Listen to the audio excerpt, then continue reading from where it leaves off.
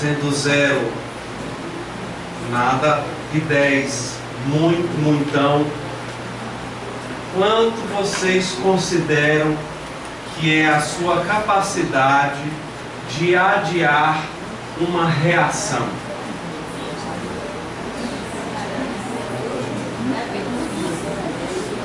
De 0 a 10, quanto vocês consideram que é a sua capacidade de adiar uma reação?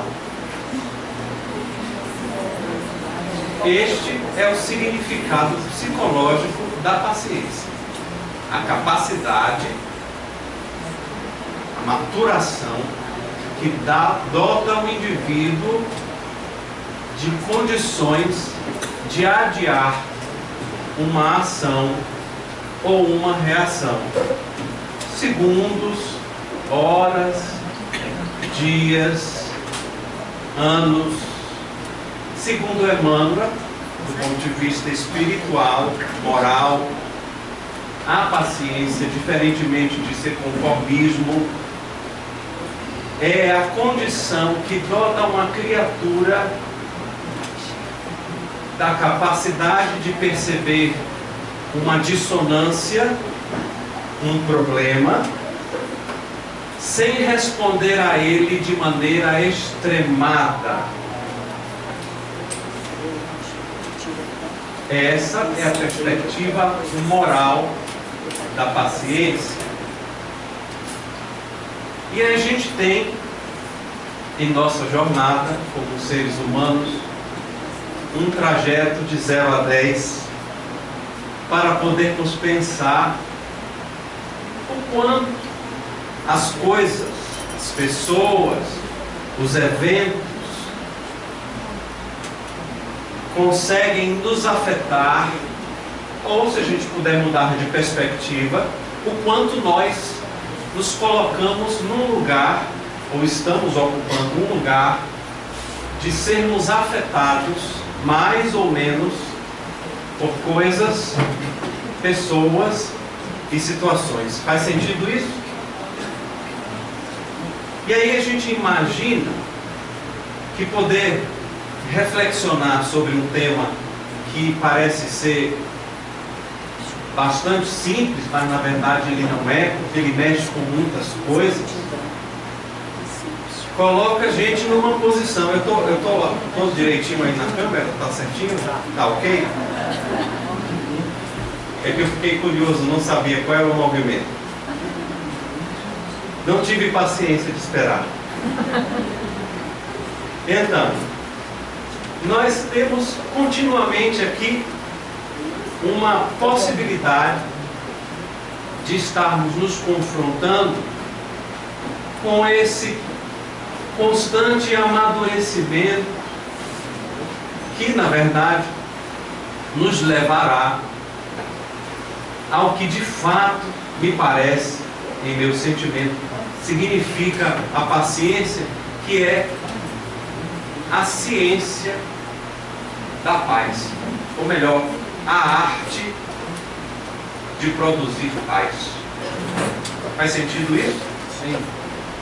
Se a própria etiologia da palavra parece, eu não fui pesquisar isso não, mas a própria etiologia da palavra parece convidar a que nós ganhemos consciência do que é que nos mobiliza a ponto de nos retirar a paz, sabendo que não é o outro, não é o contexto que necessariamente deveria ter o poder de nos retirar a paz, porque ela é, ou deveria ser, uma condição interior, verdade? Uma pessoa está equilibrada, com o universo interno equilibrado, naturalmente isso se reflete naquilo que acontece fora dela. E, infelizmente, nós ainda temos o costume de atribuir a responsabilidade de entrarmos ou não nessa mobilização aos outros, aos eventos, às coisas que acontecem ou não. E na história do capítulo 10 aí do livro A Flores no Caminho, de Amélia Rodrigues, o relato que ela faz remete-nos à época em que Jesus tinha os seus colóquios com os seus discípulos, que usualmente perguntavam alguma coisa. E particularmente nessa lição, Jesus começa falando da paciência na direção do outro. Eu imagino que nós podemos fazer um recorte tríplice sobre paciência, considerando ela desse ponto de vista, entre nós e o outro, entre nós e a vida, como ela acontece, e entre nós e nós mesmos. Nesses três vetores de relacionamento a gente pode pensar a paciência. Então, imaginar, por exemplo, que toda e qualquer relação que é tecida em torno de nós, através de nós, e utilizando os recursos que a gente vai trazendo para a nossa vida, necessariamente pode trazer para a gente algum fragmento da nossa própria natureza, e nós, de alguma forma, se não desenvolvermos alguma condição de compaixão, dificilmente teremos paciência e muito menos paz na relação com o nosso semelhante. Até porque toda vez que a gente é mobilizado pela diferença, pela divergência, pela contrariedade nas relações interpessoais, nos casamentos, nos namoros, nas famílias, nas relações de trabalho, nas relações dentro da casa espírita, a gente é convidado, como eu disse no início, a retardar uma resposta. Porque se a gente vai e responde ao que nos acontece imediatamente no impulso do que a emoção comanda, quem está comandando a carruagem são as nossas tendências. E muitas vezes a gente ainda carrega aquela facilidade de se irritar, aquela facilidade de se melindrar, aquela facilidade de interpretar que o outro está falando alguma coisa para nos ferir, para nos alfinetar, para apontar alguma dificuldade que é nossa. Então, as nossas habilidades interpretativas muitas vezes não são muito favoráveis, no sentido de pensar nas melhores hipóteses quando se trata de se relacionar com o outro. Ainda mais, por exemplo, quando você já está saturado numa relação com uma pessoa, em qualquer uma dessas dimensões que eu citei, até se a pessoa farfalha o pé no carpete já lhe incomoda. É que nem como o pessoal começa a falar que quando a paixão acaba, até pisar no tapete incomoda. Então, às vezes a gente carrega pontos de vista com as pessoas e, naturalmente, é plausível imaginar que parte das coisas que a gente imagina e interpreta do que vem do outro para nós, na verdade está falando de quem? De nós. Falando do nosso universo interno, está falando das coisas que a gente carrega e que a gente ainda não integrou, está falando daquelas dificuldades que a gente carrega em relação à nossa própria autoimagem. E muitas vezes, como eu trouxe essa conexão aqui entre compaixão e paciência no exercício da relação com o outro, compaixão é uma forma de amor. É o amor ao adversário, é o amor ao diferente, ou seria o que a gente poderia chamar de amor ao inimigo. Mas Segundo Emmanuel também, não existe inimigo, né? Existe aquele que pensa diferente da gente. E não é difícil imaginar,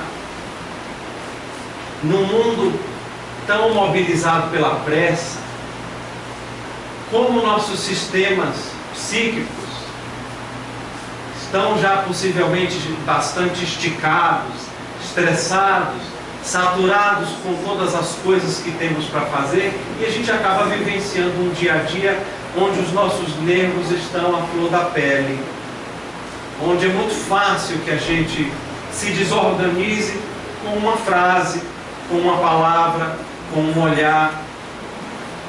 E se a gente não consegue prestar atenção em por que aquilo aconteceu e onde foi que aquilo tocou na gente, a gente também dificilmente vai ser capaz de olhar para dentro em vez de olhar para fora.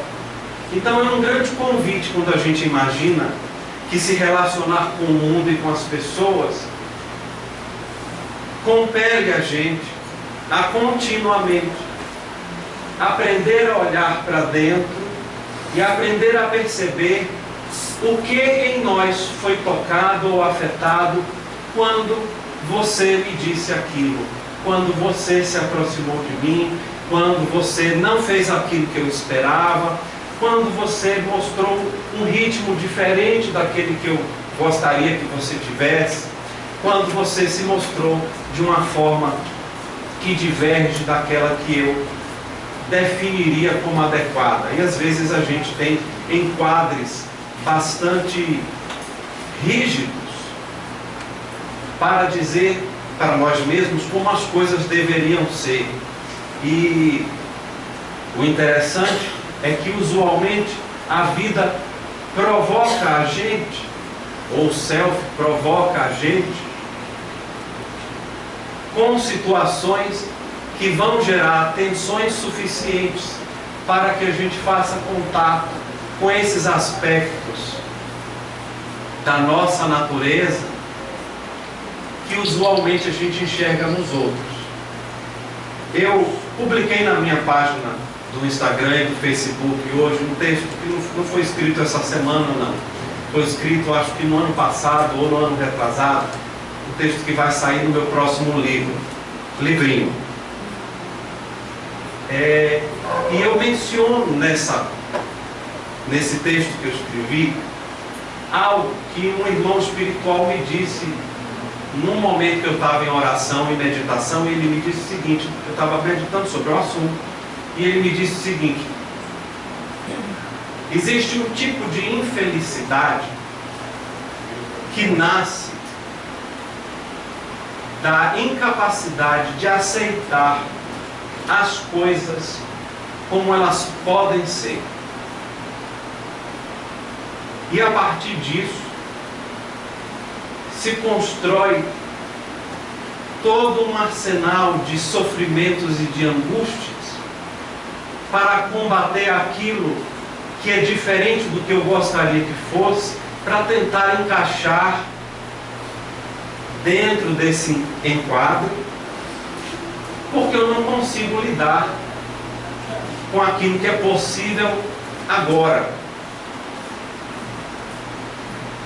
E muitas vezes isso vai dilapidando a nossa condição de estarmos presentes em nossa vida de uma maneira um pouco mais leve, de uma maneira um pouco mais eficaz, talvez até de uma maneira um pouco mais espiritual, se a gente pudesse usar esse termo. Até porque toda vez que a gente se digladia com aquilo que é possível e, portanto, entra num lugar de inaceitação, a gente também se distancia do fluxo da vida e daquilo que esse fluxo, de alguma maneira, pode estar propondo ao nosso aprendizado.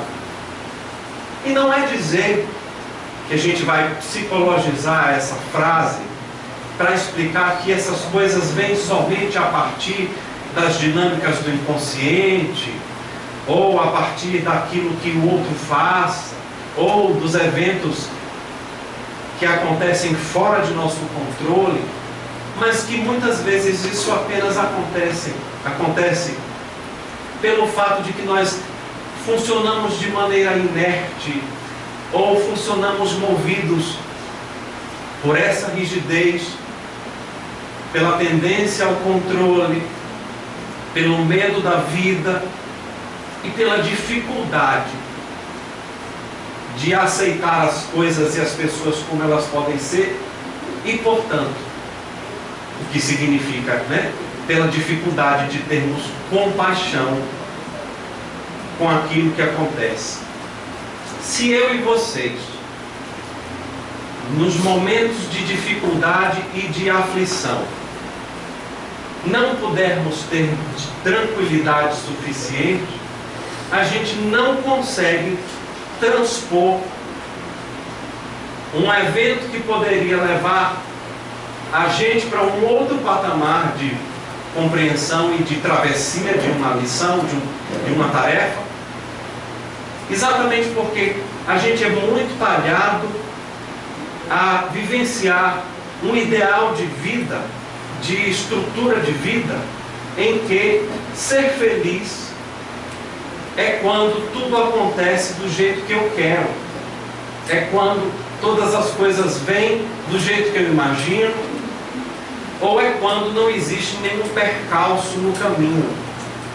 Porém, esse tipo de tranquilidade que a gente costuma dizer que é paz, e a gente diz: eu quero paz na minha vida, eu quero que pare de acontecer problemas, eu quero que pare de acontecer situações.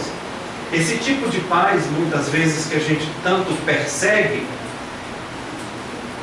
normalmente nos leva para algum lugar de aflição, porque é exatamente nesse lugar de perseguir algo que é fora do desenho da existência num planeta como esse, onde a gente acaba elencando todas as estratégias possíveis e conhecidas de controle, de defesa, de esquiva, de evitação.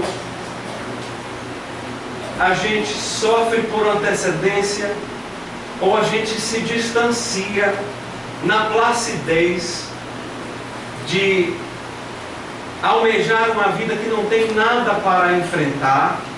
E eu não estou dizendo que a gente tem que buscar problemas, não é isso não, mas é fantasioso imaginar que a vida vai transcorrer sem trazer qualquer espécie de desafio para a nossa alma.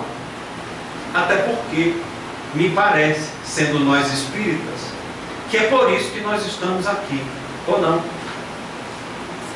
Do contrário, a gente poderia ficar onde a gente estava,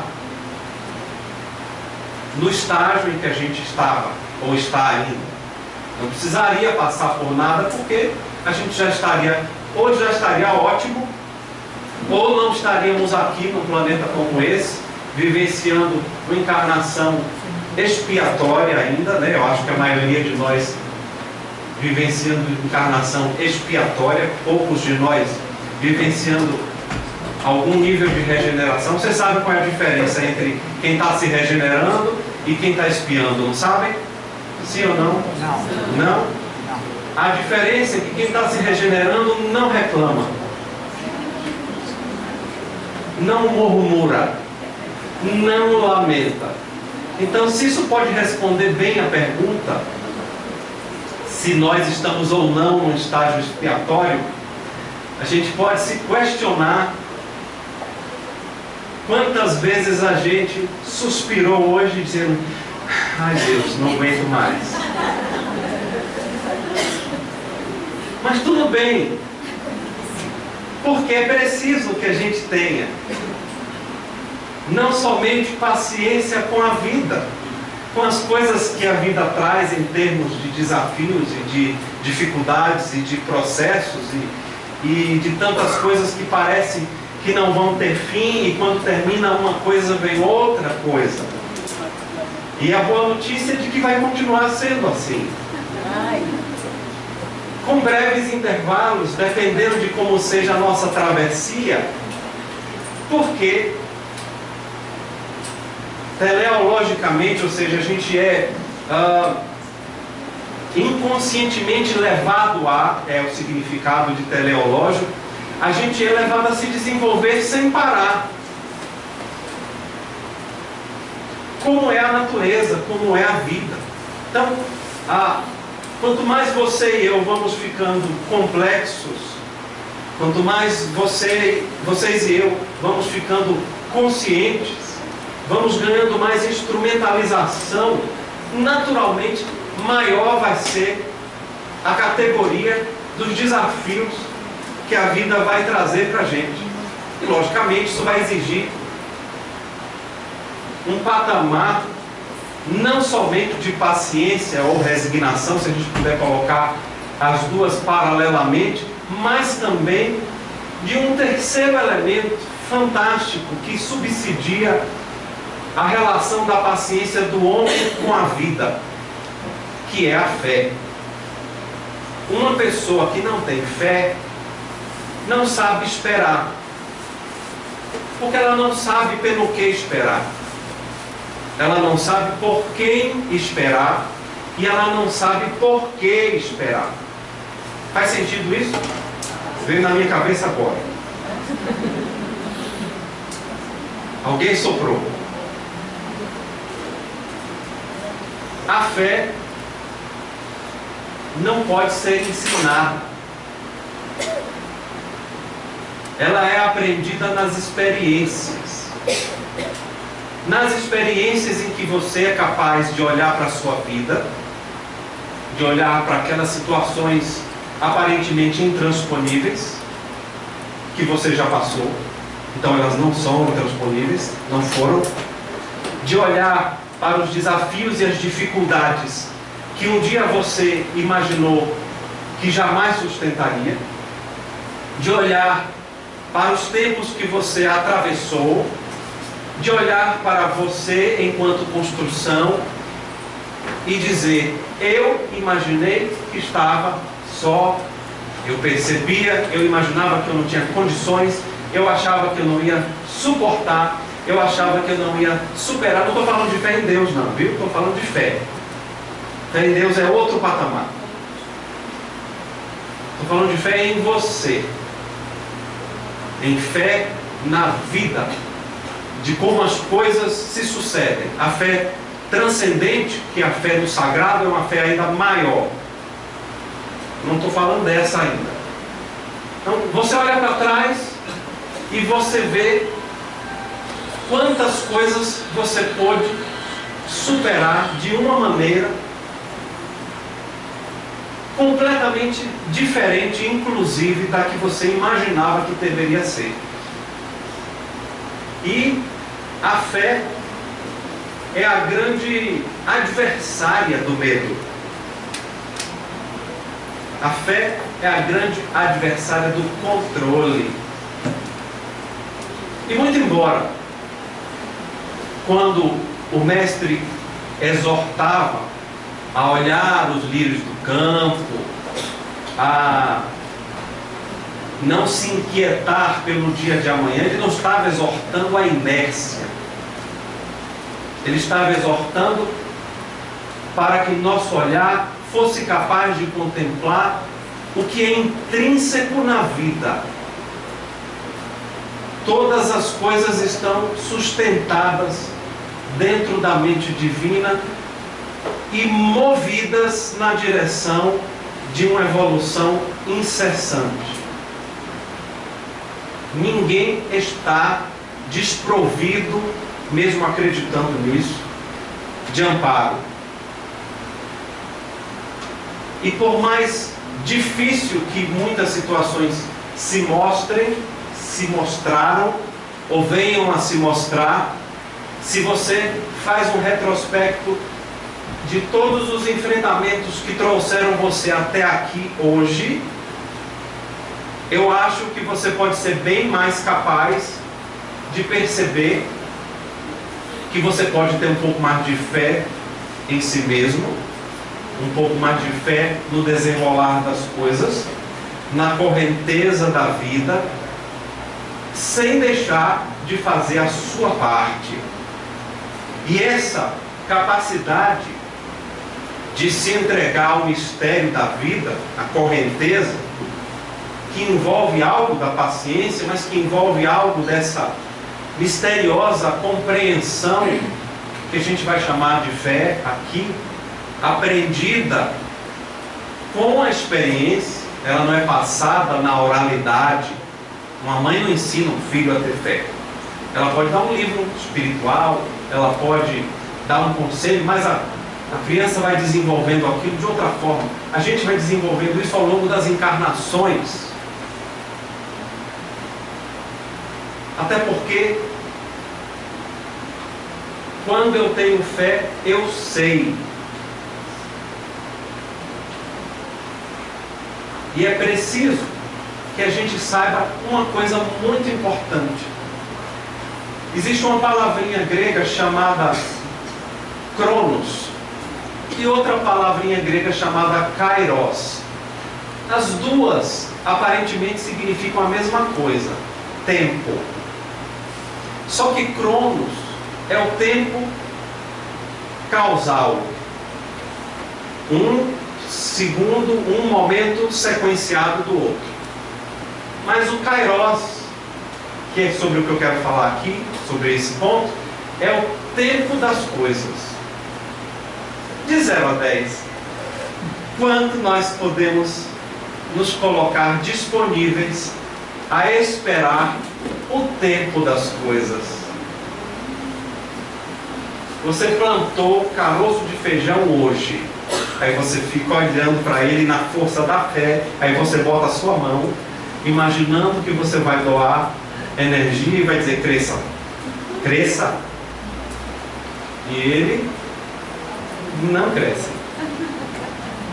porque a semente precisa de um tempo para morrer dentro daquela terra, romper a casca e aí brotar o possível futuro pé de feijão. Faz sentido isso? Então, de 0 a 10, quanto será a nossa disponibilidade de esperar o tempo das coisas? Alguns anos atrás, uma amiga minha estava desempregada. Ela disse assim: Senhor, eu quero um emprego segunda-feira, vou orar agora. Mas o emprego não veio, não. As coisas têm um tempo de maturação. Aí você pode dizer assim: mas Francisco, você está dizendo que eu tenho que apenas cruzar os braços e esperar que as coisas se desenrolem? Claro que não. Mas se eu não for capaz de ter quietude suficiente para esperar que as coisas aconteçam, fazendo a minha parte, eu vou sofrer um triplo. Porque eu vou ficar igual aquela criança na viagem com os pais perguntando: já chegou? E agora já chegou? E agora já chegou? E agora falta quanto?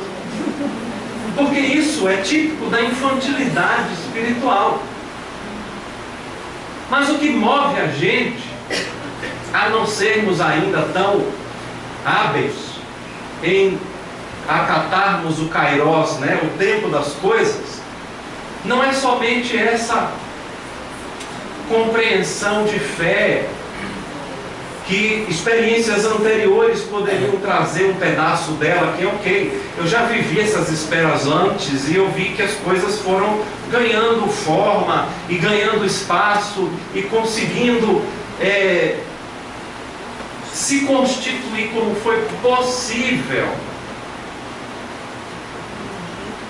Mas essa fé sozinha não é suficiente, porque é preciso que a gente vá saindo da infantilidade espiritual, porque a gente se conecta às coisas desse mundo aos nossos projetos, aos nossos amores, às nossas paixões, com um intenso desejo, com um intenso apego, e a gente quer que aquilo aconteça logo, porque a gente projeta que quando aquilo acontecer, a gente vai ser feliz,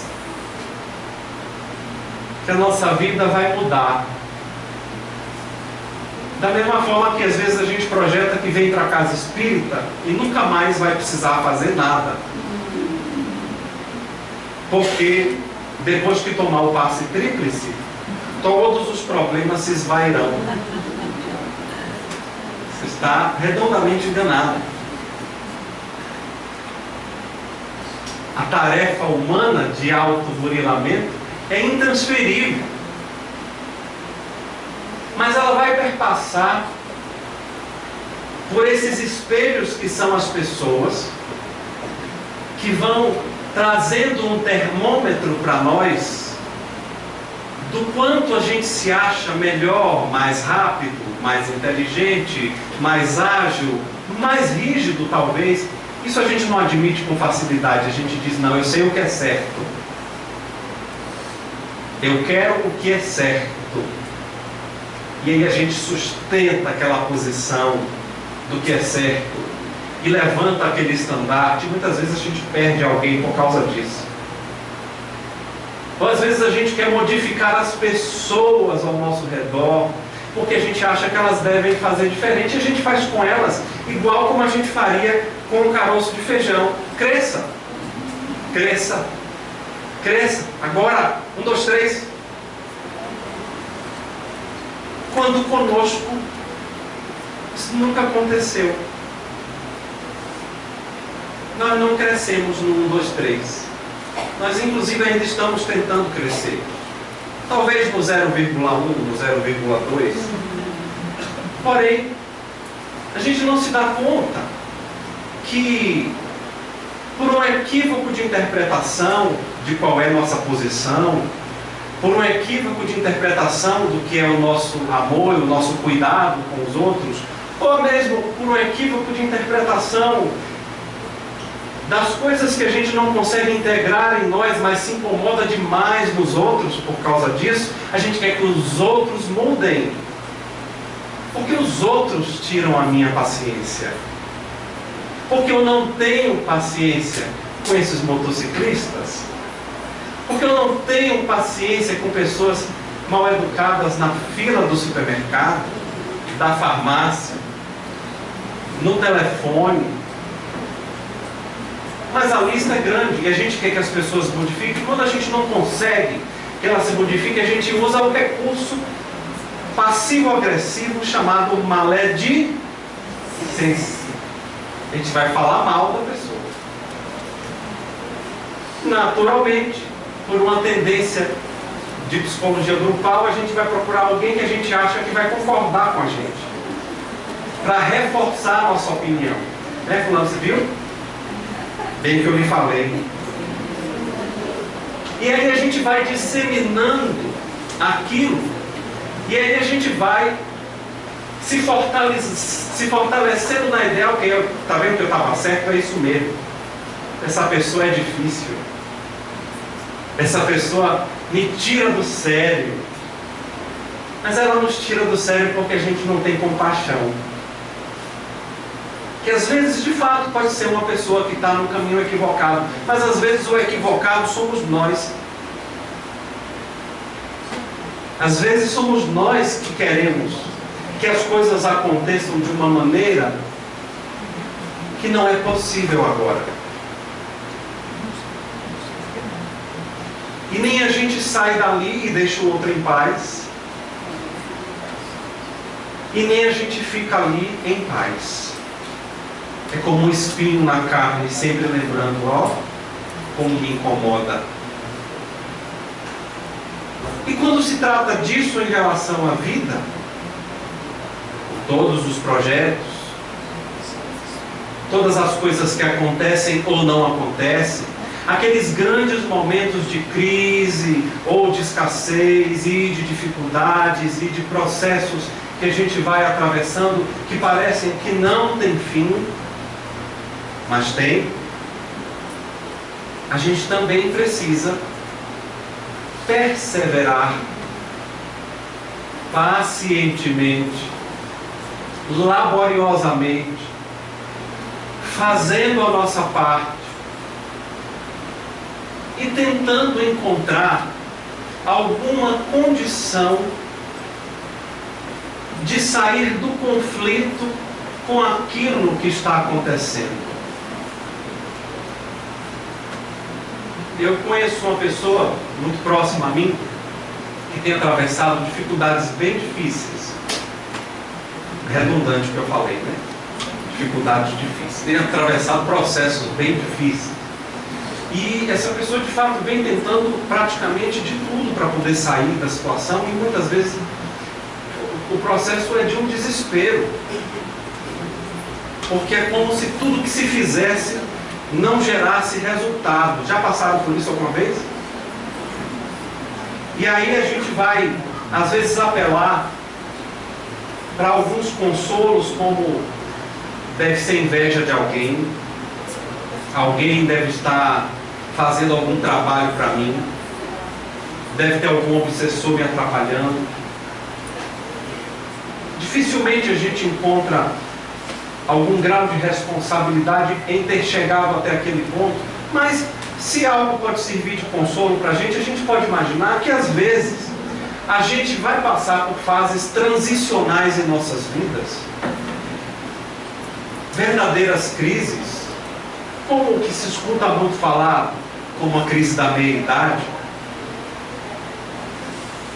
e que essa fase transicional, que muitas vezes carrega uma tensão muito grande, uma escassez, uma dificuldade majorada, muitas vezes ela é aquele degrau que sua alma precisa ultrapassar para dar um próximo passo dentro de seu processo, não só de se realinhar com as leis, em termos de resgate, em termos de aprendizado, mas de amadurecer a um nível em que você consiga deixar para trás a velha forma de fazer e pensar e encontrar condições de uma nova forma. Mas isso implica em ser capaz de sustentar a travessia dessa ponte. Inúmeras vezes eu já falei para os meus pacientes, em momentos de travessias duríssimas, que naquele momento só cabia respirar e dar um passo. E às vezes não tinha nem jeito de dar um passo, porque o tamanho da impotência era tão grande que era só respirar e fazer um movimento interno. Como fazer isso sem paciência? Como ter paciência sem aceitação? Como ter aceitação sem compreender o que você está passando? Aí é que entra a capacidade de conectar com o sagrado, porque a lei de amor e de justiça não tem falha. E aquilo que a nossa humanidade é incapaz de explicar, sobretudo nessas horas terríveis, escuras, essas horas tempestuosas, a gente precisa sustentar.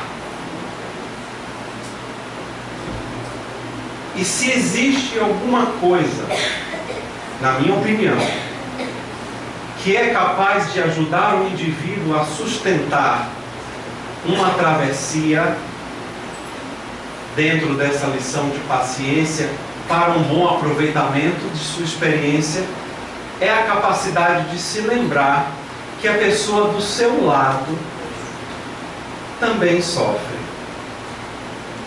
também carrega dores, também carrega problemas. Ah, mas isso eu já sei, Francisco. Eu vejo pela TV. Eu tenho visto as inundações, as queimadas na Austrália, coitado dos bichinhos morrendo. Eu até doei pelo Banco do Brasil para Moçambique, etc, etc, etc. E a gente diz, eu vejo. Porém, ver e não fazer nada ou quase nada, não adianta. Você só se sensibiliza na compaixão através do serviço. É a única coisa, isso já dizia Kardec no Evangelho segundo o Espiritismo, quando ele afirma que fora da caridade não há salvação.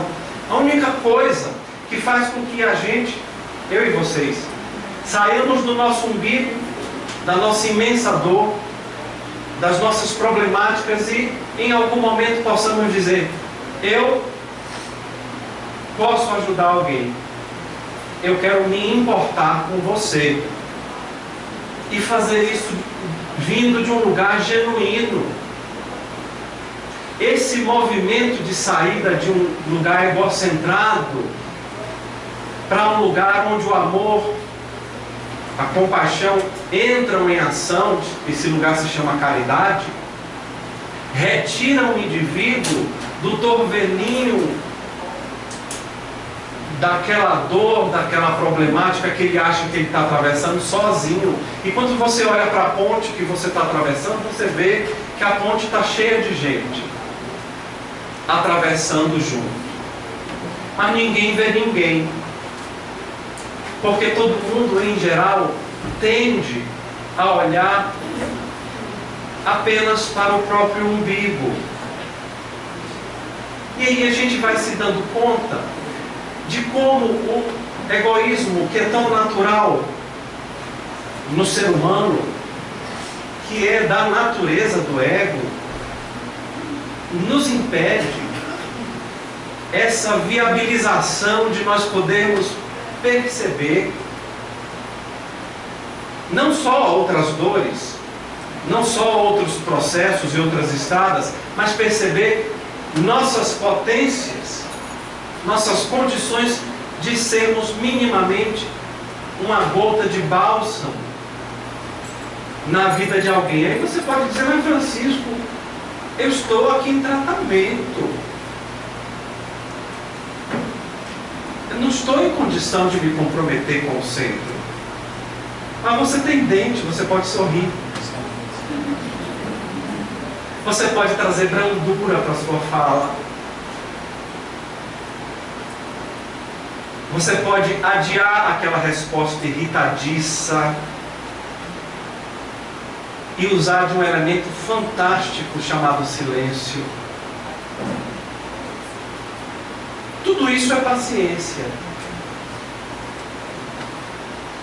Só que em algum momento, tendo olhado para todas essas coisas, você vai ter que olhar para você e você vai começar a querer também se exigir ser melhor do que você é. Principalmente quando você entra na casa espírita e aprende que tem que se reformar, e para não cair na armadilha de criar uma persona espírita da pessoa boa e fazer de conta que você é uma coisa que você ainda não é, que a sua vida vai desmentindo a cada puxada de tapete. É assim que a gente vai sabendo como a gente é, né? Pelas coisas que acontecem em torno de nós. Eu tenho uma amiga que ela sempre conta dando risada dela. Ela, quando era mais jovem, ela frequentava aquele centro Deus, Luz e Verdade, de Dona Bernadette. Já ouviram falar? Dona Bernadette é bem rigorosa. Aí, essa minha amiga, às vezes estava com a cabecinha baixa, assim, e o primeiro dia que ela chegou lá, subiu as escadas de quadro. E aí, Dona Bernadette virou para ela, minha filha, é sua maldade. Se modifique que isso melhora. E ela sempre conta isso com muita leveza. Ela já é uma senhora hoje de 62 anos. E a gente não tem necessariamente que ir por esse âmbito desse é a minha maldade, não, porque a gente não tem maldade em essência. Nós somos feitos da fonte divina. Maldade é ignorância, exclusivamente. ignorância da luz, ignorância do bem, ignorância da verdade, ignorância das possibilidades. É isso que faz a gente fazer o que não deve. A gente não precisa ir para esse entendimento de maldade por um viés julgador, mas vai chegar um momento em que a gente vai olhar para a gente e a gente vai começar a sentir necessidade de se transformar mais, porque a vida da gente vai compelindo, as coisas vão compelindo. Pode ser também que você comece a despertar de fato para uma necessidade real de se conectar realmente com um aspecto de sua espiritualidade, lembrando que você está aqui vivendo uma experiência material, mas você é um espírito imortal, e você começa a se conectar com isso, e às vezes você vai resvalar algumas vezes, umas 10.000 vezes, mas a gente tem que se soerguer cada vez que a gente escorregar. Da mesma forma que a gente talvez pudesse ajudar a soerguer aquele que resvala do nosso lado e que a gente não tem paciência. Nós vamos precisar ter paciência conosco mesmo, amorosidade conosco mesmos, compaixão conosco mesmos. Por quê? Porque é preciso que nós também sejamos capazes de aceitar aquelas partes em nós que ainda não foram transcendidas, aquelas partes em nós que ainda nos ancoram à ignorância, aquelas partes em nós que ainda se manifestam de maneira egocentrada, e a gente vai precisar ter paciência. E mais uma vez, sem o elemento do serviço, torna-se mais difícil que a gente se autoliberte das tendências que a gente trouxe do passado até aqui, mas que talvez, até pelo fato do universo conspirar, de nós já estarmos um pouco mais despertos para receber orientações que nos convidam a olhar uma dimensão um pouco mais sutil do existir, talvez isso signifique que a nossa alma caminhou um pedaço aí, na direção de se sentir de fato atraído, desejoso de mais coisas, além das coisas que eu quero que se resolvam segunda-feira, ou das pessoas que eu quero que se transformem agora, porque eu não aguento a maneira como elas fazem. E aí a gente vai olhando para a gente cada vez mais, vai deixando de olhar para fora por esse viés de censura, de juízo de valor, e vai substituindo isso por uma capacidade compassiva cada vez maior. E a gente começa a desabrochar. É bem nessa hora, quando você começa a achar que está engajado no serviço, que você vai começar de novo a ter expectativas com as outras pessoas. Fulano falta demais. Fulano não faz a parte dele. Eu estou sobrecarregado. Não devia ser desse jeito. Olha aqui. Essa página do Evangelho faltou hoje, logo hoje. E aí outro dia, eu estou falando isso porque eu estou dentro do saco, né? Estamos no mesmo saco. Um amigo espiritual virou para mim e disse assim: você sofre porque você espera resultado pelo que você faz. O trabalho não é seu. Pare de esperar qualquer coisa das pessoas. E aí você vai reduzir seu sofrimento. Se você utilizasse mais seu tempo em consolar e em auxiliar, do que o contrário, você seria mais feliz. Então, mesmo nessas horas, quando a gente desperta para esse outro lugar, que é um lugar de maior espiritualidade, de maior disponibilidade, a gente também vai fazer contato com o desapontamento, com a desilusão, e é ótima a desilusão, porque nos tira da ilusão. A gente não tem como mudar os fatos que aconteceram, mas as pessoas mudam, nós mudamos. E é por isso que a gente tem que se desapegar do passado. É por isso também que a gente precisa se desapegar do futuro. O primeiro porque já aconteceu, não volta mais. O segundo porque ainda não aconteceu e depende do que você vai fazer agora. Mas para você ter condições de se desapegar disso, é preciso paciência. É preciso maturidade. É preciso que você se engaje com o sentimento de que você e eu, como nós estamos e onde nós estamos agora, já podemos ser uma vela acesa na noite escura, aguardando a alvorada. Uma vela que acende outras velas, que acende velas que se apagaram.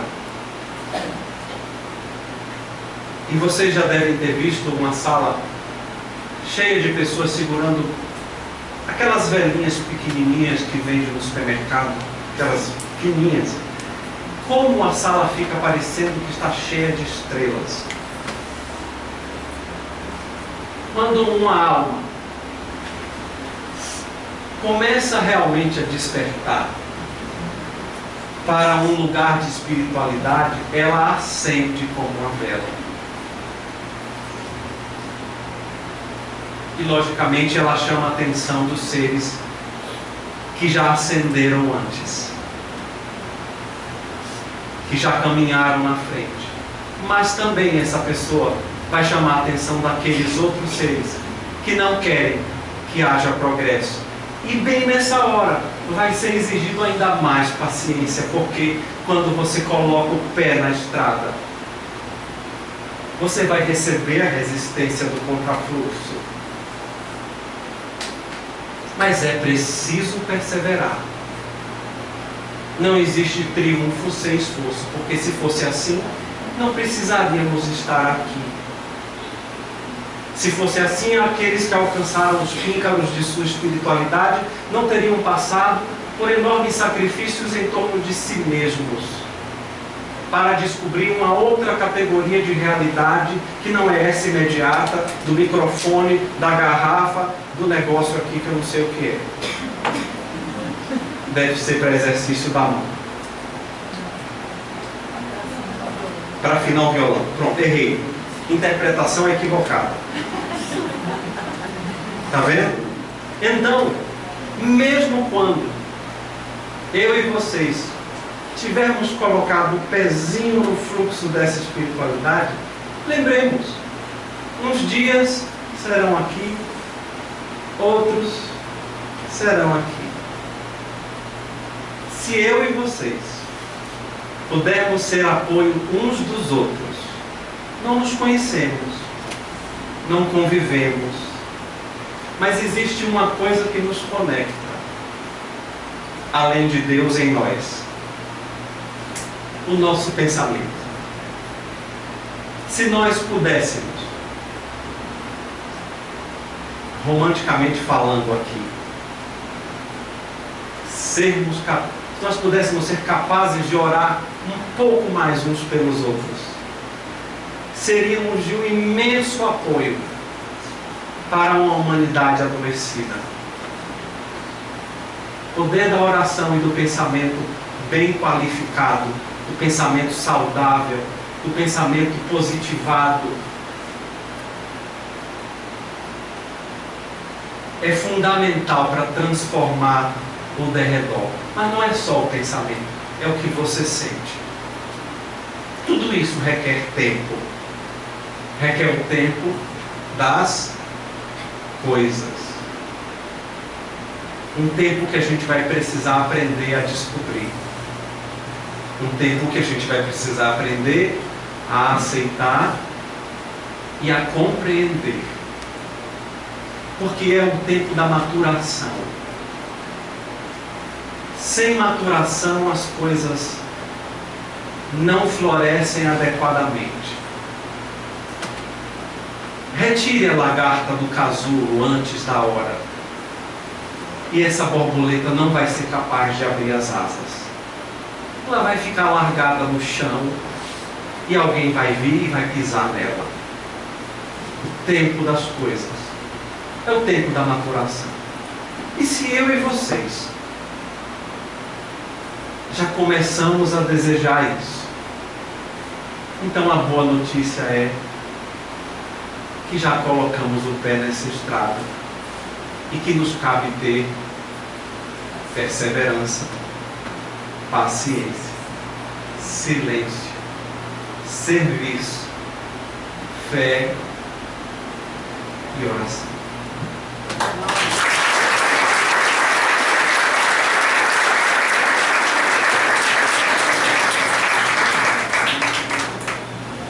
Felizes com uma